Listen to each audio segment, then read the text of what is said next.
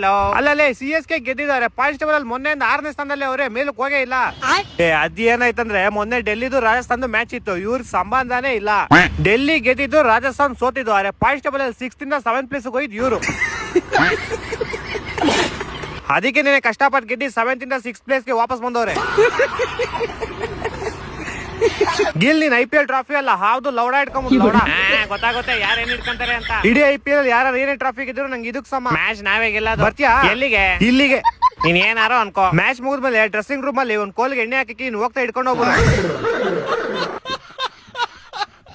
ಮನೇಲಿ ಕೊಡೋ 10 ರೂಪಾಯಿ ಕೂಡಿಕ್ಬಿಟ್ಟು ನಾನು ನಿಮ್ ಬಿರಿಯಾನಿ ತಂದು ಕೊಡ್ತೀನಿ. ನೀವ್ ನೋಡ್ರಿ ಹಿಂಗ್ ಮ್ಯಾಚ್ ಸೋತಿದಿರಲ್ರೋ ಬಾಲ್. ಯಾಕಣ ಇಷ್ಟು ವರ್ಷ ಇದ್ದಿದ್ ನಿಮ್ ದರ್ಪ ದುರಂಕಾರಗಳೆಲ್ಲ ಎಲ್ಲೋಯ್ತ್ರೋ ಬಾಲ್.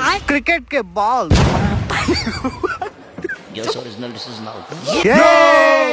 ಅಂದಕ್ಕಿಟ್ಟ ಪೋಡ ಹಿಡ್ಕೊಂಡ್ ನನ್ ಲೌಡ.